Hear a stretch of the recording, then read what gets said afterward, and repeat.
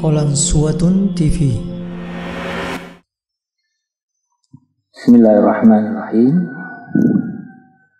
Alhamdulillahi rabbil alamin. Wassalatu wassalamu ala Rasulillah wa ala alihi wa sahbihi ajma'in. Assalamualaikum warahmatullahi wabarakatuh. Alhamdulillah, kita senantiasa bersyukur dengan banyak memuji Allah Subhanahu wa Ta'ala atas nikmat yang banyak, yang melimpah, yang tidak putus-putusnya, sehingga sampai sekarang ini kita masih dapat melaksanakan kewajiban kita kepada Allah Subhanahu wa Ta'ala dengan baik, dengan sempurna. Dalam kesempatan ini kita akan melanjutkan penjelasan beberapa ayat dari surah An-Nur. Pada ayat keempat terdahulu menjelaskan orang yang menuduh wanita yang baik berbuat zina dan tidak dapat menghadirkan saksi 4 orang. Maka di sana dijelaskan hukuman bagi orang yang seperti ini. Ini terkait dengan bila yang menuduh itu tidak ada hubungan dengan wanita yang dituduh. Kalau ini kaitannya dengan istri, umpamanya seorang suami menuduh istrinya berbuat zina, maka tentu ada hukum tersendiri. Sebab kalau itu tidak ada hubungannya dengan istri, wanita itu bukan istrinya, maka dia tidak merasa aib dalam dirinya. Bahkan bisa saja dia rahasiakan, tidak dia ungkapkan kepada orang lain. Mungkin secara pribadi dia bisa menasihati orang yang bersangkutan untuk bertaubat kepada Allah Subhanahu wa Ta'ala. Tapi kalau hal ini kaitannya dengan istri, maka tentu ada rasa aib bagi suami bahwa istrinya melakukan perbuatan zina dengan laki-laki lain. Juga bisa menimbulkan kecemburuan, sehingga tidak bisa tertahankan untuk kemudian kasusnya ini disampaikan kepada hakim. Inilah yang akan dijelaskan pada ayat berikutnya, ayat ke-7. Ayat ini turun dikaitkan dengan kasus yang dialami seorang sahabat namanya Hilal ibni Umayyah, bahwa beliau mengadukan istrinya kepada Rasulullah sallallahu alaihi wasallam bahwa istrinya melakukan perbuatan zina dengan seorang laki-laki yang namanya Syarik ibni Samha. Waktu itu belum ada penjelasan tentang kasus suami istri. Masih terkait dengan ayat yang terdahulu, bahwa kalau menuduh seorang wanita itu harus menyertakan bukti, yaitu saksi 4 orang. Maka Nabi kemudian mengatakan kepada sahabat Hilal, al-bayyinah au haddun fi zahrik. Jadi, apakah kamu bisa memberikan bukti dengan mendatangkan 4 saksi? Kalau tidak, maka kamu akan dicambuk. Maka sahabat ini mengatakan, apakah seseorang ketika mendapatkan istrinya bersama dengan laki-laki lain harus kemudian mencari bukti, harus menghadirkan 4 saksi? Mudah-mudahan Allah Subhanahu wa Ta'ala menurunkan ayat yang membebaskan saya dari had, yaitu dera 80 kali. Maka turunlah ayat ini. Jadi walladzina yarmuna azwajahum wa lam yakul lahum syuhada'u illa anfusuhum. Dan orang-orang yang menuduh istri-istrinya berbuat zina dan mereka tidak bisa mendatangkan saksi sebagaimana yang disebutkan pada ayat yang keempat, kecuali dirinya sendiri. Jadi hanya sendiri yang bisa menjadi saksi untuk itu. Karena tidak mungkin seorang suami itu memanggil orang lain menyaksikan istrinya berbuat zina dengan laki-laki lain. Maka kemudian jalan keluarnya adalah fasyahadatu ahadihim arba'u syahadatin billah innahu laminas shadiq. Maka dia di depan hakim, di depan pengadilan itu bersaksi dengan bersumpah 4 kali sebagai ganti daripada saksi atau orang yang bersaksi menyaksikan kejadian seperti itu. Jadi dia bersaksi dan bersumpah dengan atas nama Allah di hadapan pengadilan 4 kali, bahwa apa yang dia saksikan, apa yang dia lihat, apa yang dia sampaikan itu adalah benar. Dan kesaksian yang kelima, dia juga bersumpah bahwa atasnya laknat dari Allah kalau kemudian apa yang dia sampaikan itu adalah tidak benar, dusta, palsu, kesaksian palsu.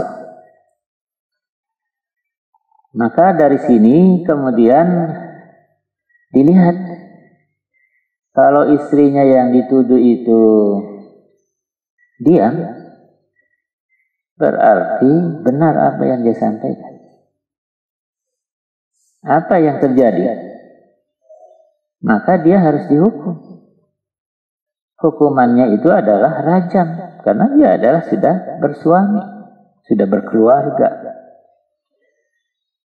Maka di dalam ayat ini, ayat selanjutnya itu menjelaskan wa yadra'u anhal azab. Wa yadra'u anhal azab. istrinya itu juga melakukan hal yang sama dengan suaminya agar terhindarkan dari hukuman. Hukumannya itu apa tadi? Rajam. Supaya terhindar dari hukuman, dia juga bersaksi seperti suaminya. Wa yadra'u anha al-'adzaba an tashhada arba'a syahadatin billah innahu laminal kadhibin.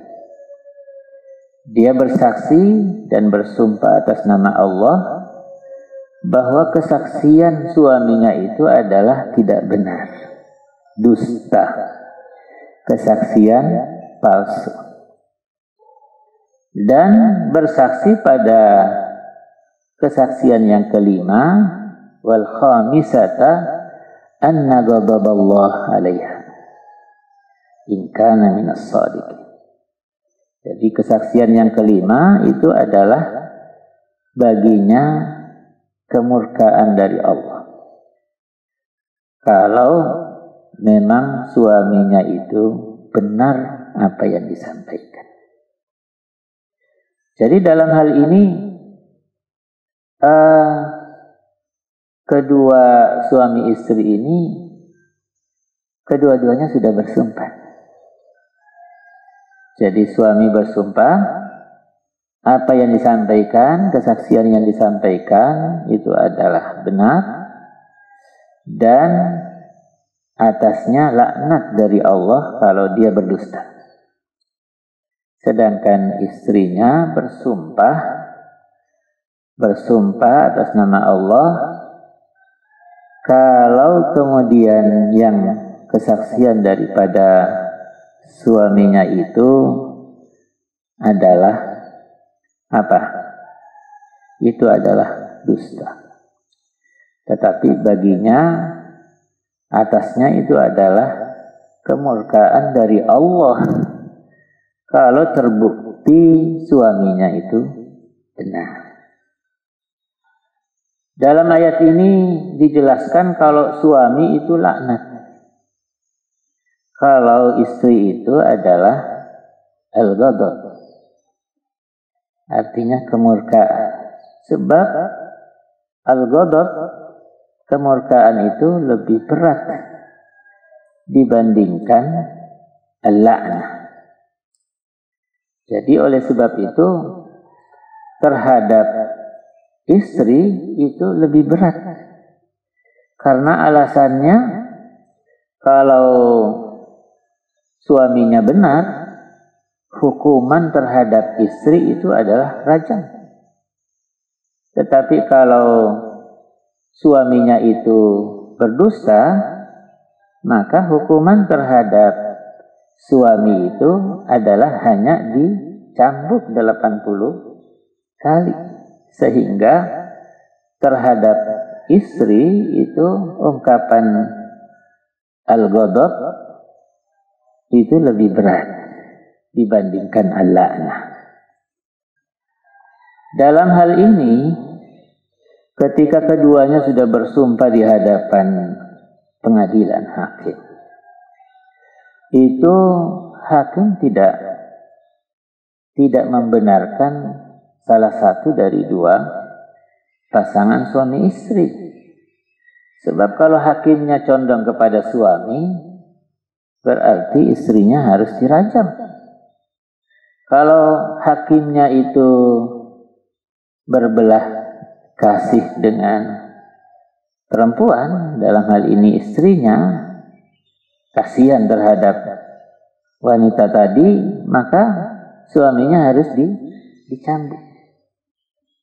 Maka seperti yang dilakukan oleh Rasulullah Sallallahu Alaihi Wasallam terhadap Hilal bin Umayyah, bahwa beliau mengatakan pasti salah satu di antara kalian ada yang benar.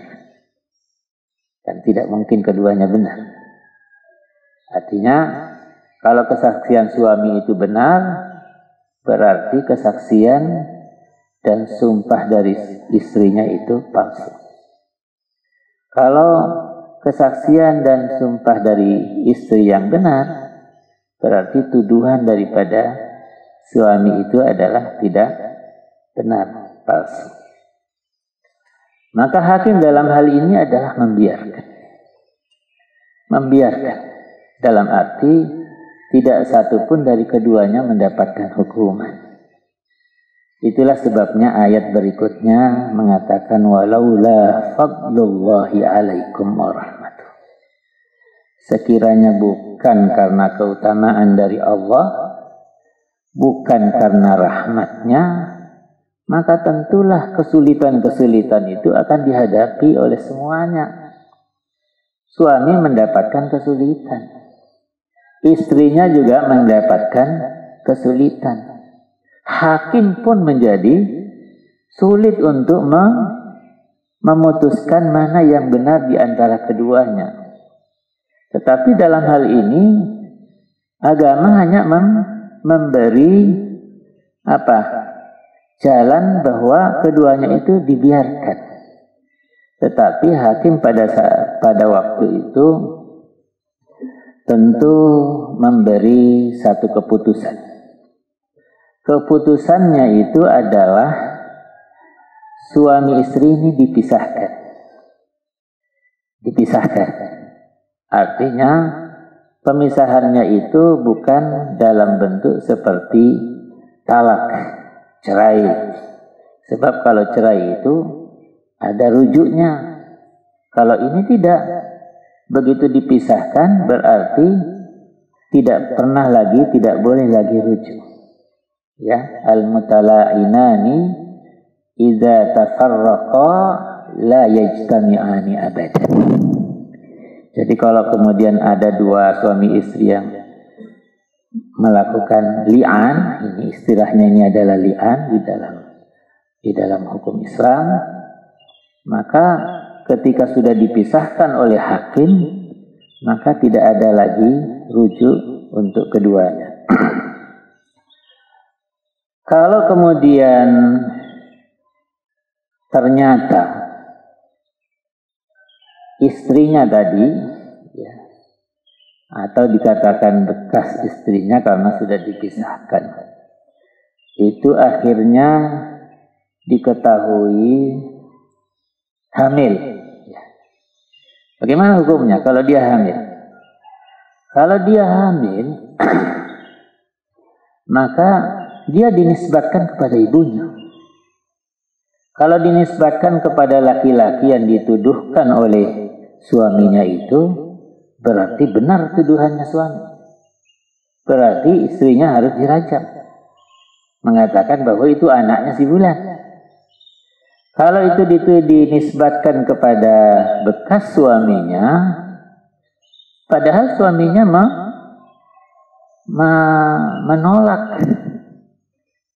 menolak kalau anak yang dalam kandungan itu atau anak yang dilahirkan itu adalah bukan anak. Inilah kejernihan dan kesempurnaan daripada syariat Islam. Seorang pakar genetika dari Amerika itu menyatakan bahwa wanita yang paling bersih di dunia itu adalah wanita muslimah. Karena aturan-aturan seperti ini, dia mempelajari dari sisi iddah wanita. Baik wanita yang diceraikan oleh suaminya atau wanita yang ditinggal mati oleh suaminya, itu masing-masing ada iddahnya yang berbeda-beda. Dari sinilah kemudian menyampaikan pernyataan bahwa dari 3 anaknya itu yang asli hanya 1. Sehingga dia mengatakan bahwa wanita yang paling bersih di dunia itu adalah wanita muslimah. Karena sudah diatur sedemikian rupa. Inilah syariat Islam yang sedemikian sempurna. Maka kalau kemudian sekarang ini bisa diketahui seseorang ini adalah dari keturunan ini adalah anaknya dengan tes DNA. Kalau kemudian anak itu lahir atau kemudian anak itu saat terjadi li'an antara dua suami istri dan suaminya tidak mengaku itu anak, tetapi setelah tes DNA itu ternyata sama dengan suaminya. Karena di dalam Islam itu juga Nabi mengatakan janganlah seseorang itu menyiram tanaman yang bukan tanamannya. Jadi sekalipun barangkali dari awal itu adalah anaknya, tetapi kemudian si istri ini melakukan hubungan dengan laki-laki lain, maka sama dengan dia menyirami tanaman orang lain. Nah, ini adanya hal seperti ini tentu seperti yang kita sampaikan tadi, bahwa hakim dalam keadaan seperti ini itu memisahkan suami istri dan tidak ada rujuk untuk selamanya. Kalau kemudian dia nanti punya anak atau dalam keadaan hamil, maka anak itu tidak dinisbatkan dari dua laki-laki tadi, bekas suaminya atau laki-laki yang dituduhkan kepada istrinya. Dan anak itu tidak saling mewarisi dengan bekas suami bapaknya atau laki-laki yang melakukan zina dengan ibunya, tetapi dia hanya hubungan waris mewarisi itu hanya antara ibu dengan anak.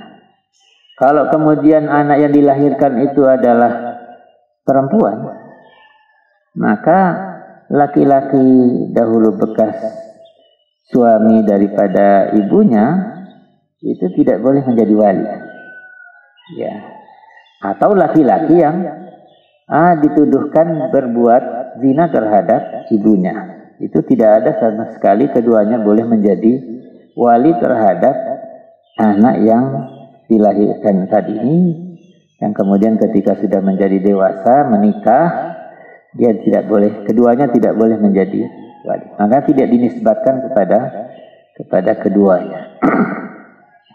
Dalam keadaan seperti ini, itulah sebenarnya ada perselisihan dikaitkan dengan kasus yang banyak terjadi di masyarakat, yaitu wanita sudah hamil.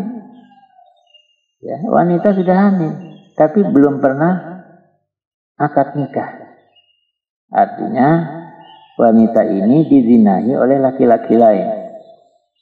Maka ketika seorang wanita hamil yang tidak dinikahi dengan laki-laki dengan akad yang benar sesuai dengan ajaran agama, maka kasusnya seperti tadi, ya. Pertama, wanita itu tidak boleh dinikahkan dengan laki-laki yang dianggap dialah yang menghamili wanita itu sampai wanita itu melahirkan. Ketika melahirkan nanti, anak itu tidak dinisbatkan dengan laki-laki yang pernah menghamili ibunya, ya. Jadi kasusnya tidak, kalau dia perempuan nanti kalau dewasa tidak bisa dinikahkan oleh yang, apakah nanti setelah lahir dinikahkan dengan laki-laki itu atau dengan orang laki-laki lain yang menikah dengan ibunya, maka keduanya tidak bisa menjadi wali terhadap dirinya. Nah, inilah kasus yang banyak terjadi di masyarakat, di mana kadang-kadang seorang wanita yang hamil belum pernah menikah secara benar, itu tiba-tiba hamil. Maka harus ditunggu sampai sampai melahirkan. Nanti setelah melahirkan baru dinikahkan. Ya. Kalau kemudian dinikahkan dalam keadaan masih hamil dan kehamilannya itu terjadi tidak didahului dengan akad nikah yang sah, maka pernikahannya itu tidak sah.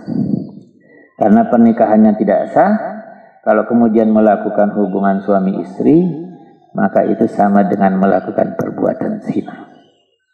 Nah, inilah aturan agama betapa kemudian pernikahan itu harus mudah, ya, supaya tidak terjadi banyak keburukan yang terjadi di masyarakat. Mudah-mudahan dengan penjelasan dari ayat ini, ayat yang terakhir menjelaskan walaula fadlullahi alaikum wa rahmatuhu, sehingga hakim tidak memberi keputusan apa-apa kecuali memisahkan keduanya. Tidak ada hukuman terhadap suami, tidak ada hukuman terhadap istri.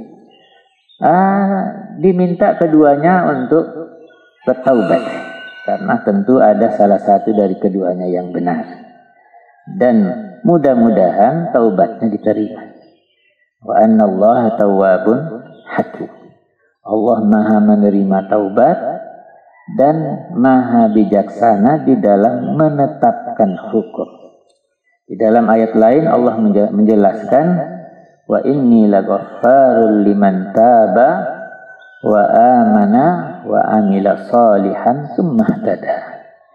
Allah itu maha memberi ampun kepada orang yang kembali kepada Allah Subhanahu wa taala, bertaubat, senantiasa mengerjakan amal soleh, dan di dalam kehidupannya senantiasa mengikuti petunjuk dari Allah dan Rasul-Nya. Mudah-mudahan penjelasan ayat ini memberikan pelajaran bagi kita, khususnya kepada masyarakat umat Islam yang belum mengetahui secara jelas hukum terkait dengan apa yang kita jelaskan tadi dari ayat surah An-Nur. Hadanallahu wa iyyakum ajmain. Wassalamualaikum warahmatullahi wabarakatuh. Jazakumullahu khairah sudah menonton video ini.